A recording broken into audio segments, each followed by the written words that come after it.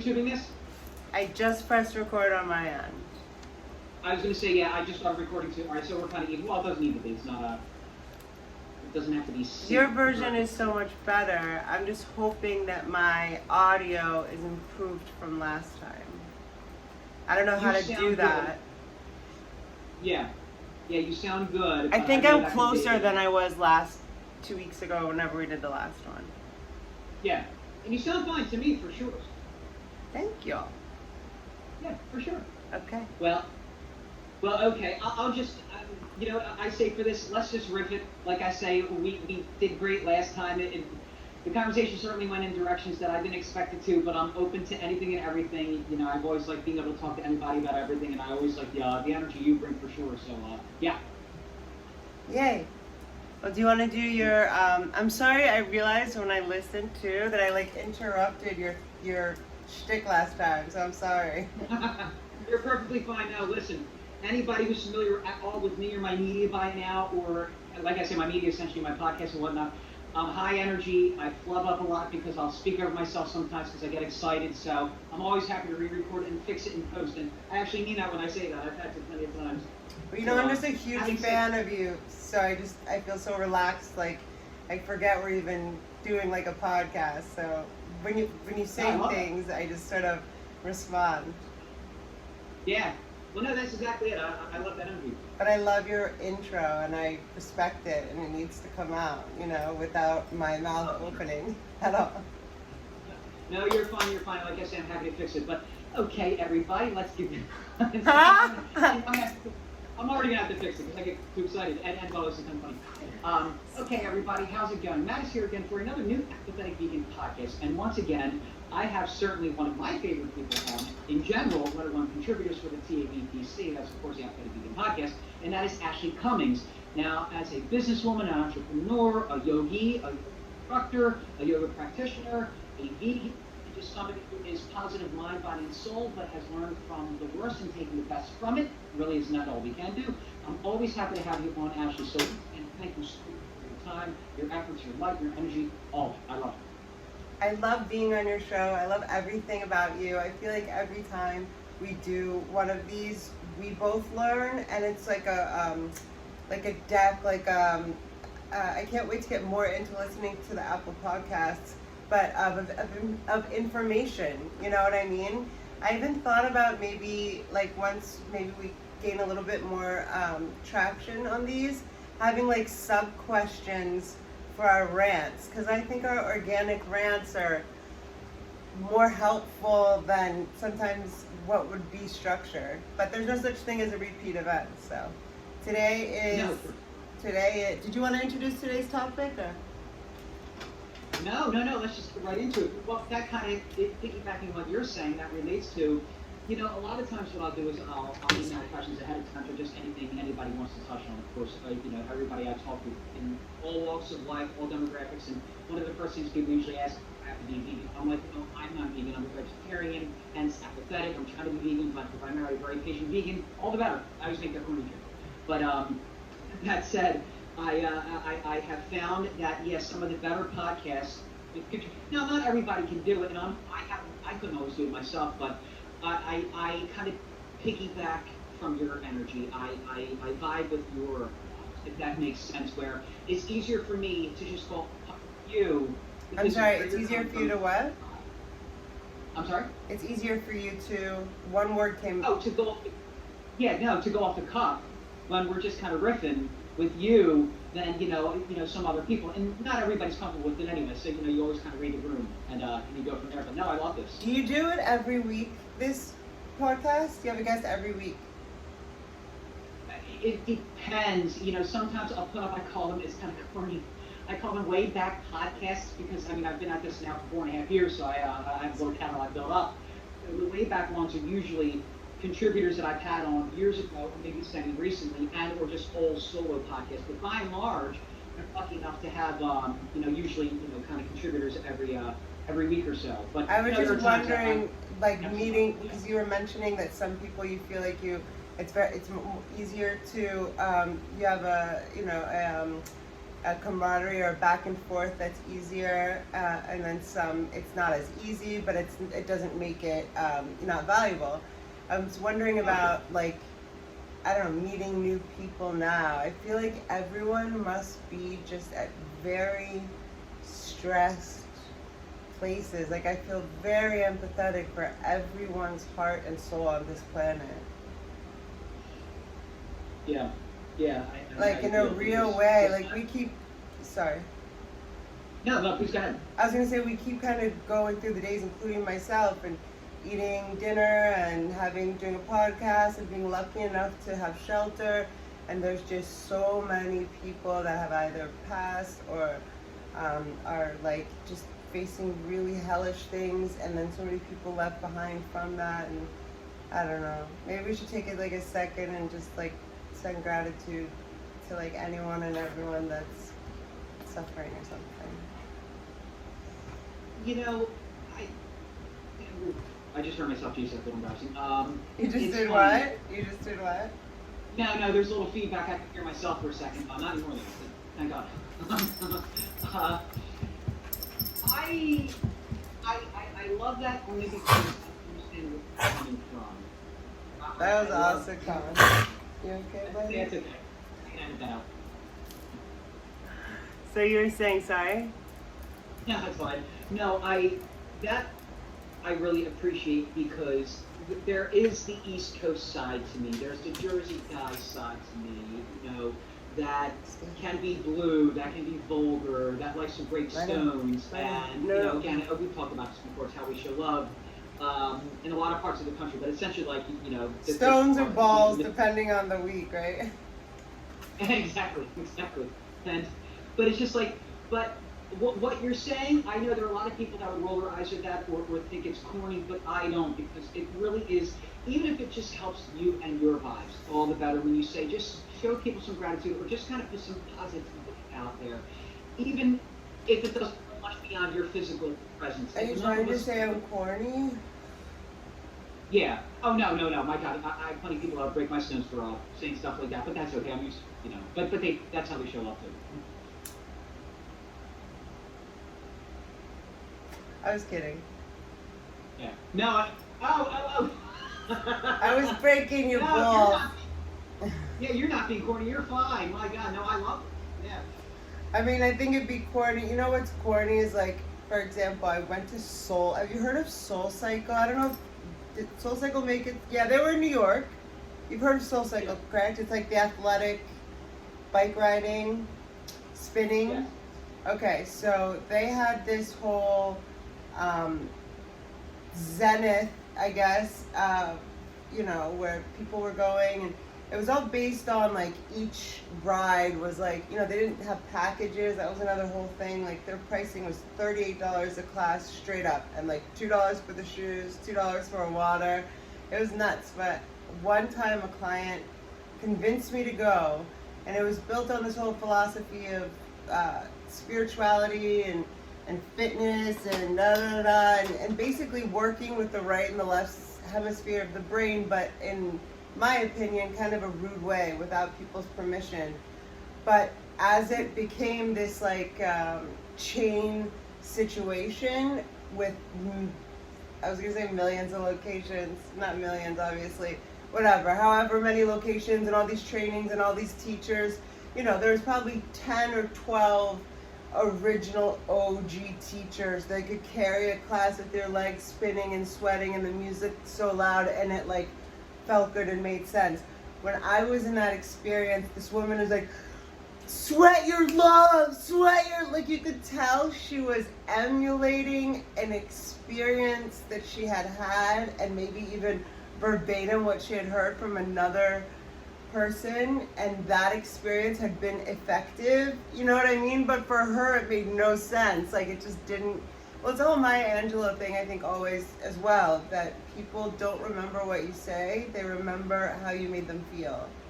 And like I'm straight up always authentic, so you know that, you know.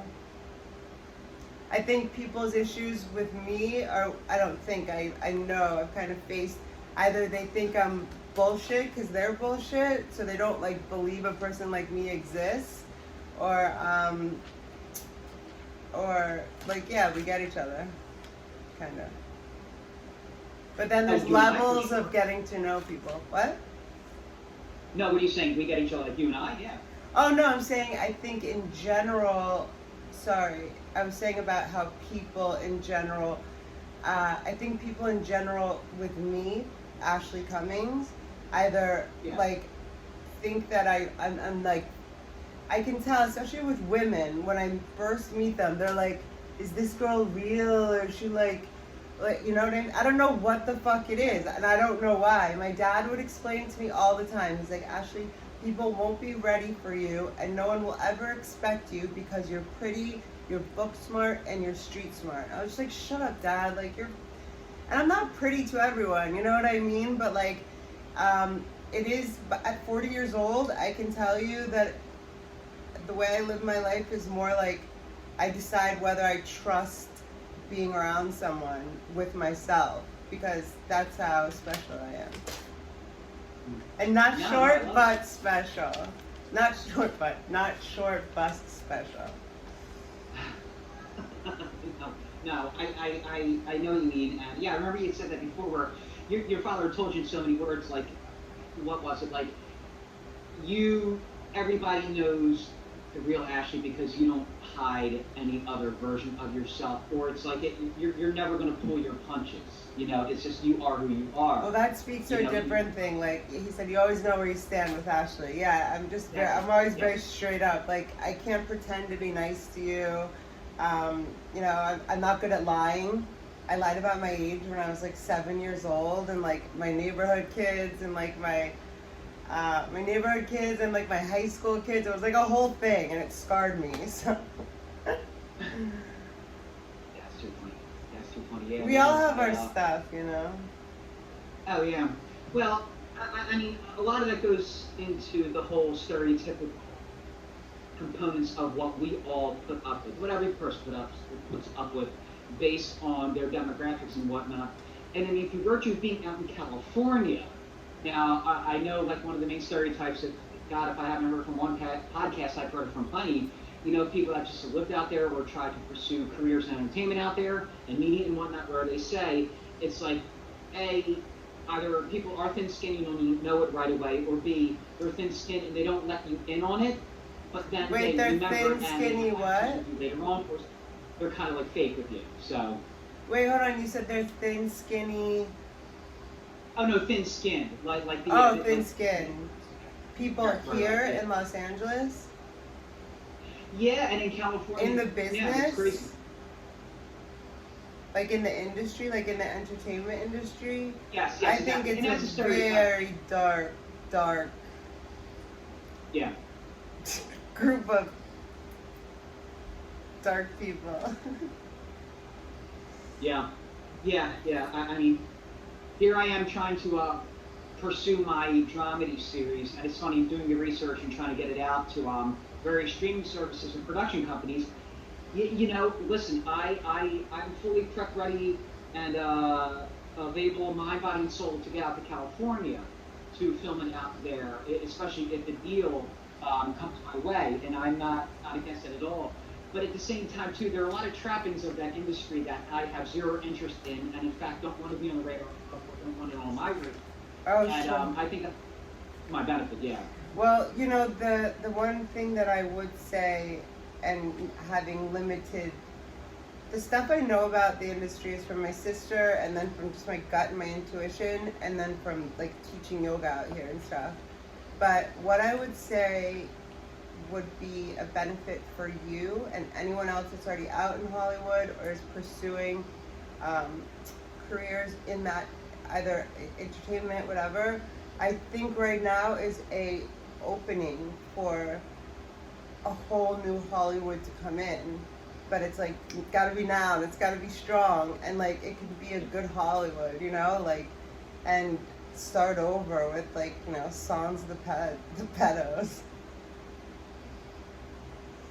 It's it's the hope of everyone. Like I say, I mean, everyone that I'm talking to is very much just kind of at the indie level, which is great. I mean, that's my people, and but you know, you try to reach out to other, you know, companies that might be interested in your work, and it's an uphill climb, but it's a good one. And I always knew, it's been 6+ years that I've been working on the project, and I never thought it was going to happen very quickly. That it will happen, but on its own time. And I think that time will be soon for any number of reasons, just within my mind, body, and soul, and how I'm manifesting and whatnot.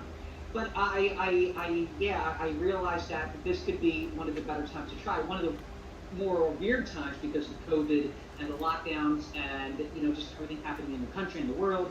But it could also be, you know, potentially a good time, if for no other reason than because my series, again, as self-deprecating as I am, I have very thick skin. I'm the first, middle, and last person to break my own stones. I have nothing but DNA deep belief in this project, and I'm telling you, Ashley and everybody else who's listening, it has 10+ years, and it's going to go quick, and you're going to love it. And well, a lot of people probably won't like it just because of the way, you know, I'll engage this type of humor and drama and dramedy. But I just can't wait. I really I'm can't so wait. excited for you. I can't wait. Yeah. Well, no, for sure. You know, it's a shame that, like, because just with your timing, have you ever taken any acting? Nope. I know, I'm just You're like- naturally very funny. And I'm not saying that to blow wind under my skirt or whatever you call it. I crack myself up, and you know what? I think I'd be dead if I didn't. I'll be right back. Give me 1 second, love. If I was not as funny as I was, I do not think I'd still be alive because of the times that I've been through. Like, I had to laugh, and there was some funny shit. But other people would not have found this stuff funny. 1 second. Sure.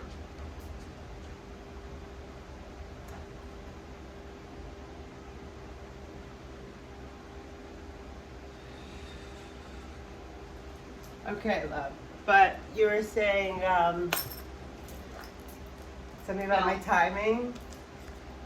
Well, yeah, just the timing in general with this project, and then linking up with you, and then just you know, your all-around energy and whatnot. And the other thing that I will say is upwriting, especially when I'm within my strengths and. Did you say ability and upwriting?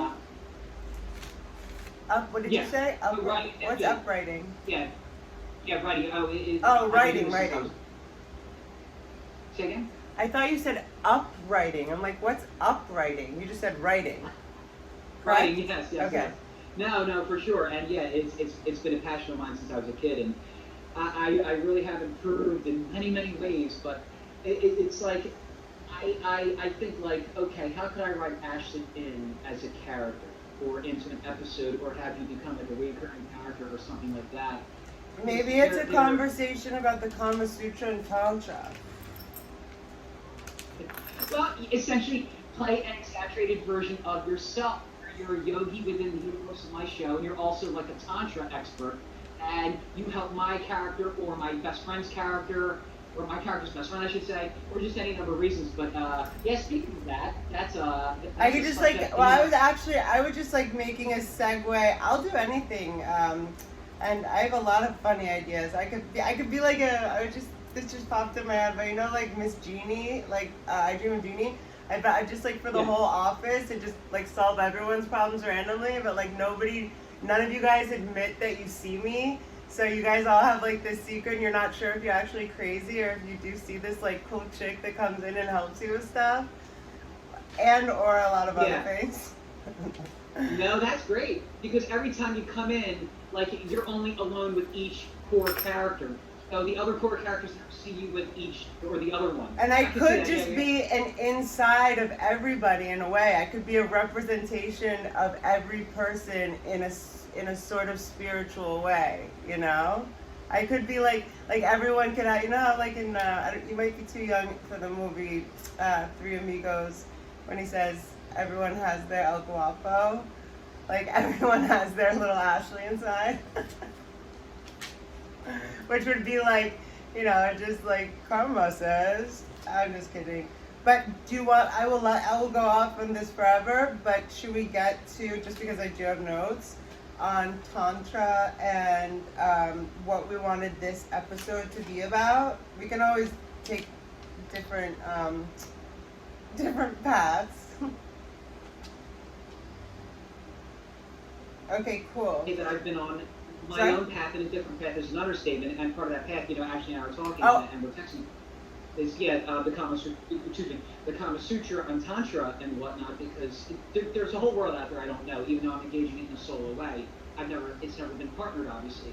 But, go ahead, you leave the Well, first of all, most people think Tantra, Kama Sutra, and they think that that's just a sex thing.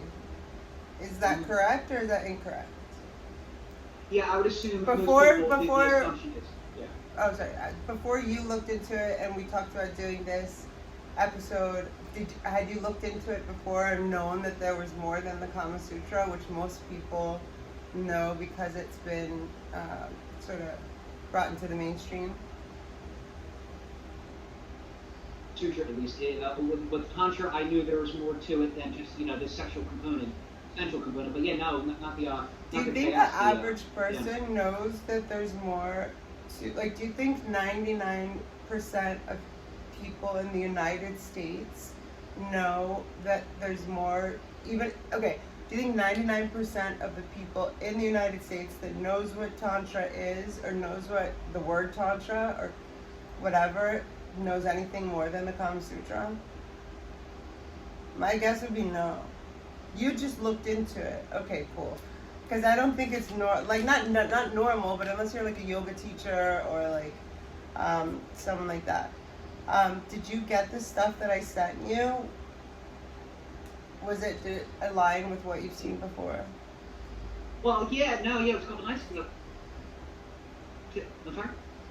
No, I was saying, was it in no. alignment with information that you had extrapolated before?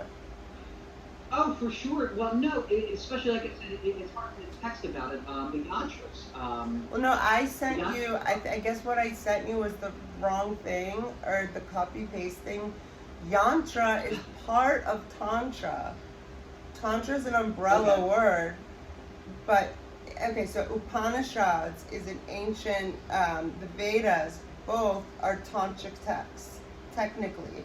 I think the first time Tantra comes up is the Upanishads, or it's in the Rig Veda, in the Vedas. Sutra, I told you, is a thread, like Patanjali's Yoga Sutras. He wrote, I think it's 196 or 194 threads. So there's sentences, basically, and there's a lot of meaning to that. So the Kama Sutra is just one sutra in the tantric text, and it has to do with the physical body. And what I mentioned to you before is where a lot of religions, and yoga is not a religion, but Tantra is an umbrella word and a